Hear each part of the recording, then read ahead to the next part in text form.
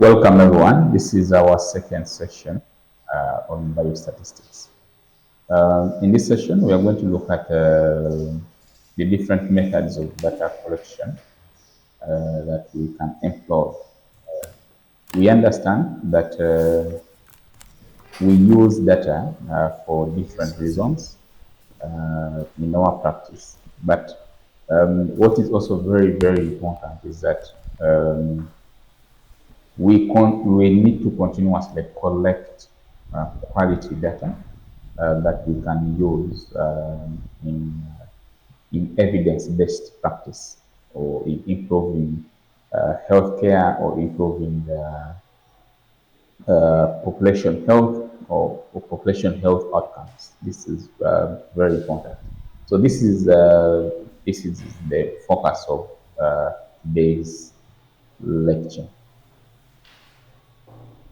So if you are to remember, we have two types of data, okay, two broad categories of data: qualitative data and then quantitative data.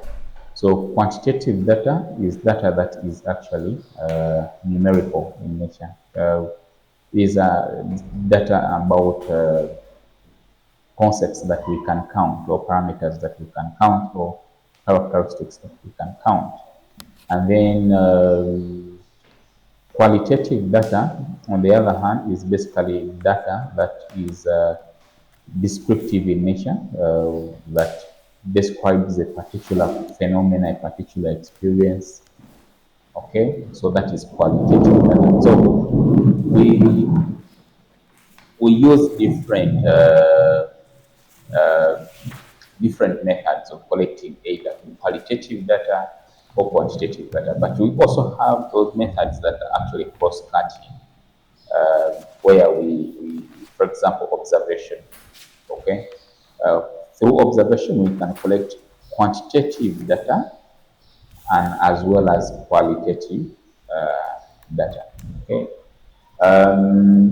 so starting with the quantitative data, with quantitative data, um, we can collect it by using either surveys, uh, interviews, observations, or even experiments. So when we talk about surveys, we are basically looking at a method where people or participants respond to questions that we have formulated in advance, and then we look at this data, analyze it, and then make interpretations. So that is what we call surveys. Okay. Or for example, we could want to be interested in conducting a survey to understand how many people have used family planning before. Okay, so we ask them questions like family planning and also issues and then data about uh, their personal data, okay, issues to do with their sex, their age, and other things that could be importance in this particular study. So we can conduct surveys and then we get data from surveys. We can decide to carry out experiments either in the lab or even in the field. We can carry out what we call field experiments.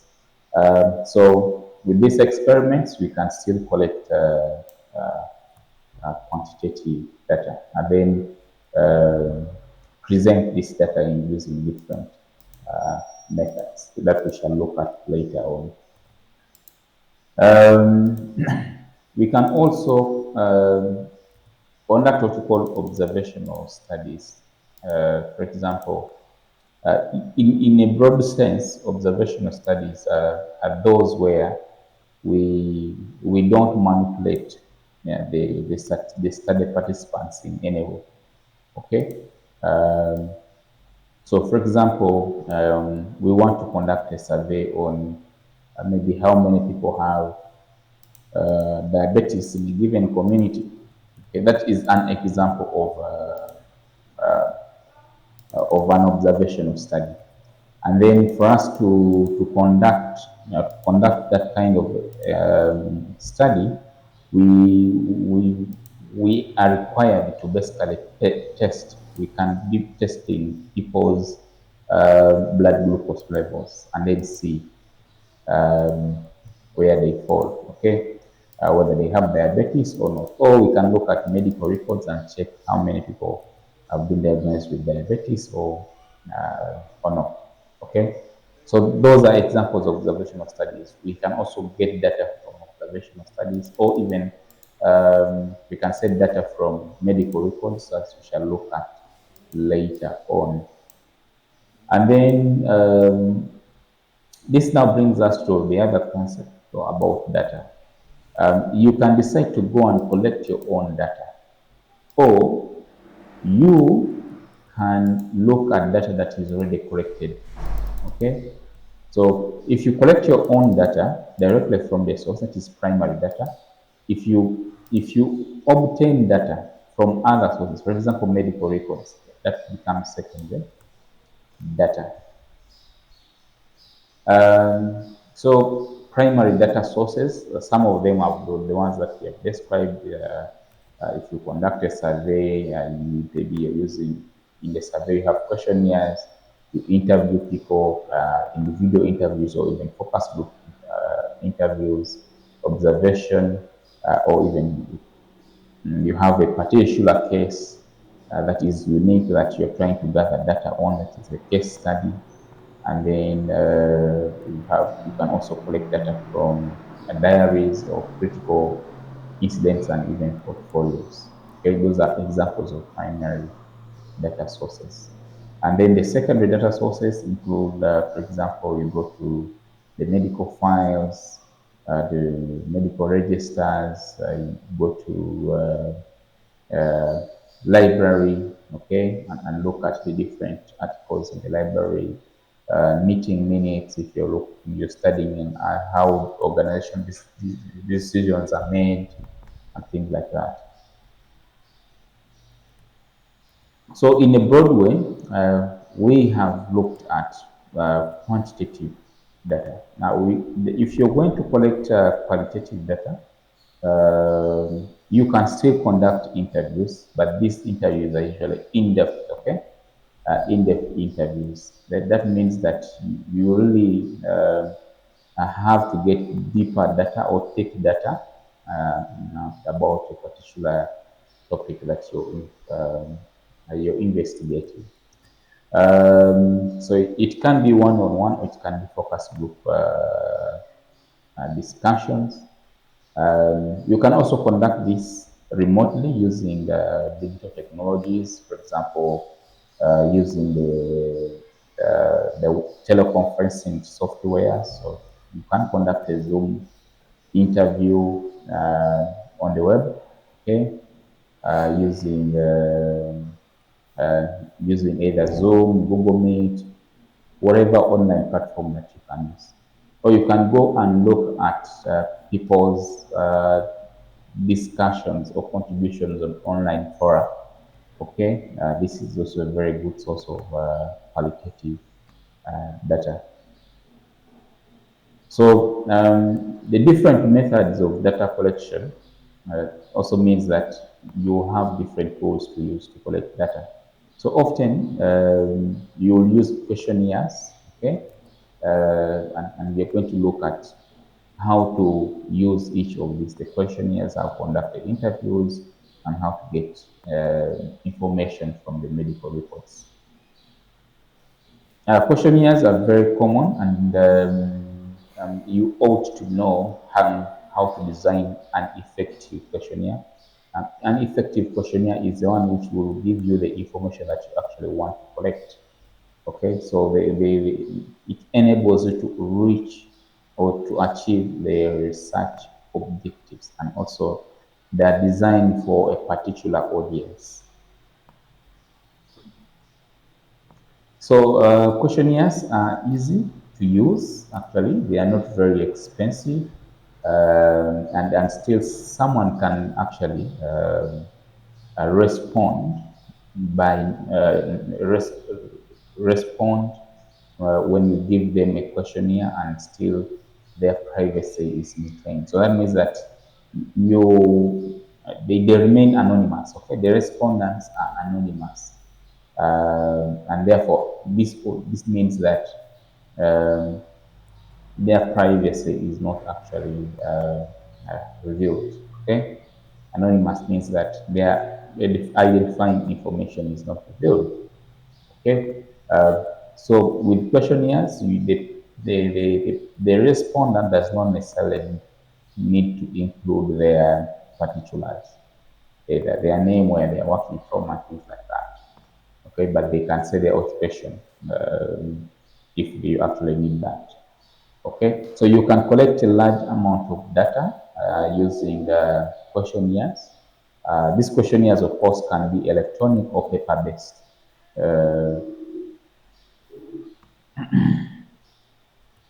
Uh, the issues with questionnaires, that one, that many people may not want to respond to them, so there is a low response rate.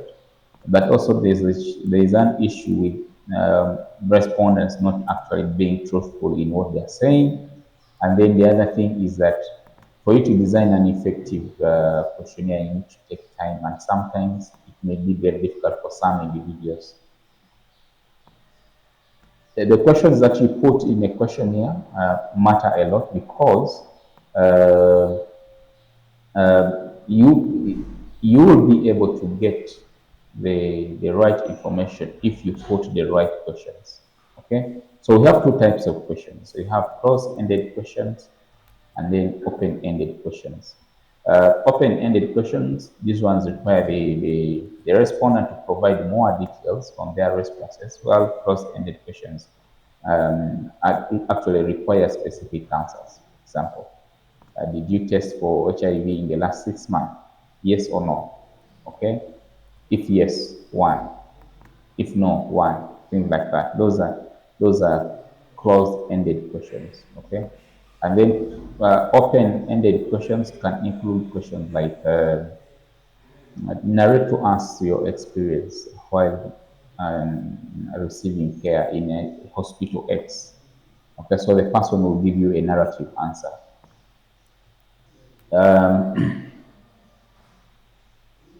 So questions, designing the right questions is very, very key, because it allows you to get the responses that you want. And if you get the responses that you want, that means that you will be able to answer the research question objectives. Okay, you'll be able to meet the research objectives.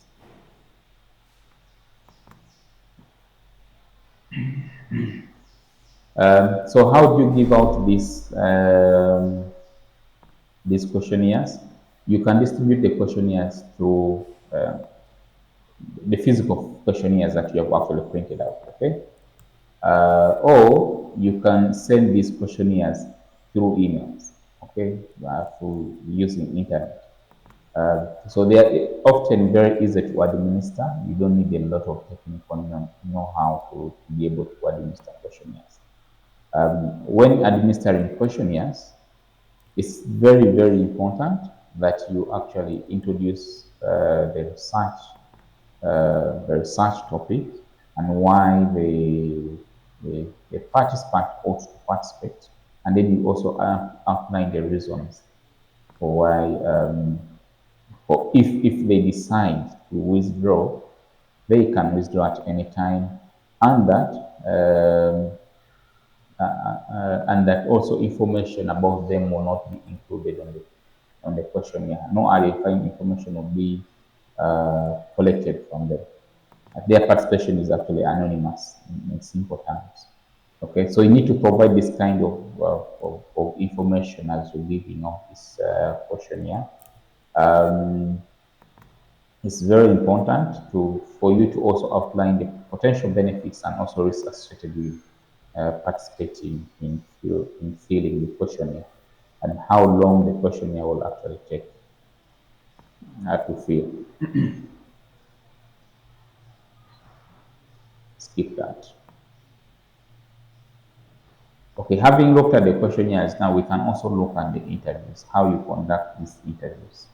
We are going to focus more on in-depth interviews. How do you plan for them, and how do you implement or execute them?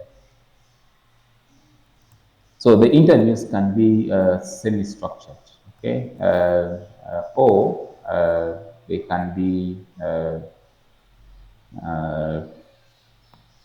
strictly structured interviews. Okay, structured interviews means that you have your set questions that you're going to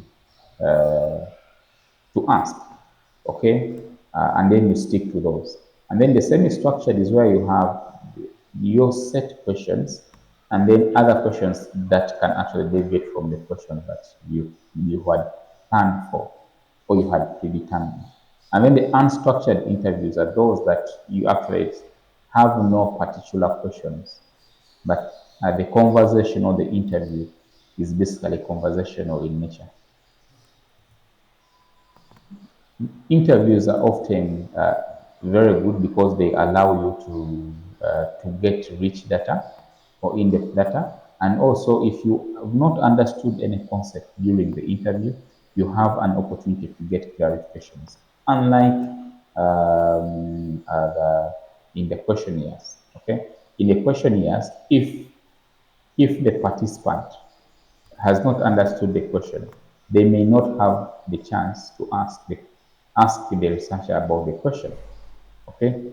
Or if during the process of that analysis, if you have a questionnaire, you may be wondering what the research participant actually was talking about or was responding to. The nature of his response or her response may not be very clear to you during that analysis or data entry at that stage. So you don't have an opportunity to call back because you don't know the person that actually filled that questionnaire, okay? Because they're anonymous. So basically, interviews give you that opportunity to clarify questions or to seek clarifications on the responses that the respondent has provided, okay? But also allows you to build that kind of rapport that allows you even to have follow-up conversations later on if there is anything that you have not understood. The disadvantages are that the interviewer may want to may hide certain information from you. That is interviewer bias, because you want as you're conducting this interview, there is that tendency for the interviewee there's that tendency for the interview to provide responses that actually are in line with the social expectation. Okay, so that's the issue. Sometimes you get respondents who are not actually turning up for the interview, so they, they take long to commit to have an interview with you. Faz So uma there is selva. a low response rate. But also it is time consuming, okay, and also costly. So what are the issues that you need to think about when conducting an interview? Of course, you need to prepare in advance for the interview. Prepare your questions, prepare your equipment that you're going to use to record, practice how you're going to ask these questions, and also learn how to listen actively. Choose an appropriate environment for you to conduct an interview. This is very important to avoid distractions or the noise and other things. But also provide an appropriate appointment with the person you're going to interview or the interview. This is very important, such that they prepare also and for the interview and they have an idea on what they're going to be interviewed about. Yes, the other major source of health data, the medical records. The medical records are very, very important because it is through the medical records that we can look at patients' information, the diagnosis, the treatment, and the medication that they actually receive when getting care in a given facility. So we can basically use them for research. The medical records can be paper-based or electronic. So for hospitals that use the electronic medical records, that's a very good source of data. And also medical billing records for insurance organization is also a very good source of information. In the pharmacy, the prescription and medication records are also very rich sources of information.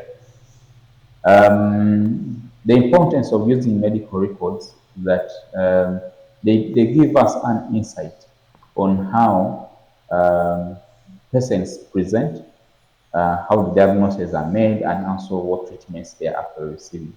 If you analyze this kind of data, it is very possible that a given health facility can actually improve patient care.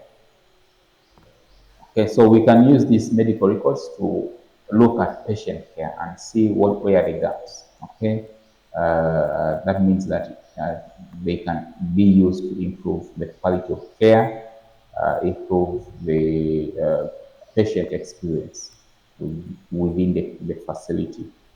Of course, they can be used for record purposes and also for decision making and also prognosis. That's studies if you want to conduct a study on prognosis. So medical records actually provide a wide range of options for you to look at and make comparisons, okay? Because you get information on one and the patient demographics, you get information on their medical history, and then you also get information on treatment outcomes. So that means medical records actually provide rich information for research purposes. The challenges are when using medical records. One is that medical records should be strictly kept, not to breach privacy. Okay, so therefore, when using medical records for research purposes, it is very important that one actually is compliant with the laws that are associated with data privacy or data security. Because this information is actually sensitive, and you don't want people who are not authorized to have access to this information to have it. So that's one of the challenges. So it poses what we can call an ethical issue. These days, as we are moving to digital age, medical records are often in electronic format, and this actually makes it very easy to conduct research using medical records because it cuts down the costs associated with conducting research. Because if you want to conduct, for example, a review of the medical records in a will, you basically just need to have the password to the database or to the electronic medical records system, and then access this data without having to travel to a will, for example, to look at this data. It's very important that for all the methods of data collection that one has chosen to use, the data is actually, the data should be of good quality, should be complete, should be precise, it should be one that is actually not having errors or maybe missing values and things like that. So the data should be quality, relevant, complete, okay, for you to be able to use it. So for every data tool that you're going to use to collect data, ensure that the quality of data that you're collecting should be very good. Thank you for listening.